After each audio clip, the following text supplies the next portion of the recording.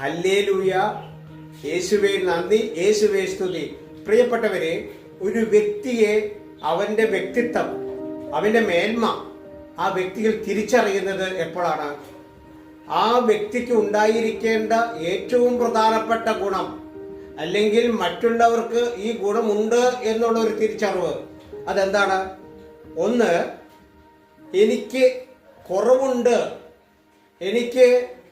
എനിക്ക് തകരാറുകളുണ്ട് എന്ന് വെച്ചാൽ എന്നിൽ ഒരു ഒരു ഒരു പാപബോധം, എന്നിൽ പശ്ചാത്താപം, ആ ഒരു ക്വാളിറ്റി എന്നിൽ എപ്പോൾ ഉണ്ടാകുന്നുവോ, എപ്പോൾ ഒരു വ്യക്തിക്ക് തോന്നുന്നുവോ, ആ വ്യക്തിയാണ് യഥാർത്ഥത്തിൽ ദൈവത്തിന്റെ മുമ്പിലും മനുഷ്യന്റെ മുമ്പിലും ശരിയായ വ്യക്തിത്വമുള്ള വ്യക്തി.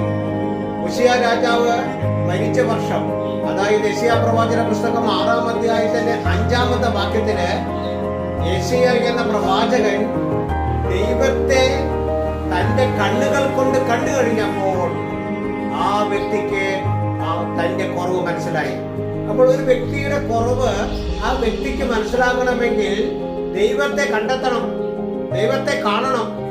ദൈവത്തെ കാണാത്തൊരു വ്യക്തി, ദൈവവുമായി ബന്ധമില്ലാത്തൊരു വ്യക്തി, അവന്റെ കുറവുകൾ അവന് മനസ്സിലാകില്ല, അവന്റെ പാപം മനസ്സിലാകില്ല. അവൻ പറയും ഞാൻ ഓക്കെയാണ്, ഞാൻ നല്ലവനാണെന്ന്.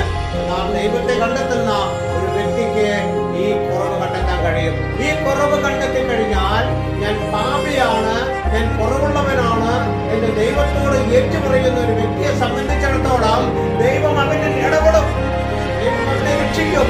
ഇതാ ശറാപ്പുകളിൽ ഒന്ന് ഒടിലെടുത്ത് ഈ കണിലുമായി ഈ യെശയ്യാ പ്രവാചകന്റെ നാവിൽ വന്ന് അത് വെച്ചു കൊടുത്തിട്ട് പറയുന്നു, നിന്റെ മാലിന്യം, നിന്റെ കുറവ് നീക്കിയിരിക്കുന്നു. Praise the Lord.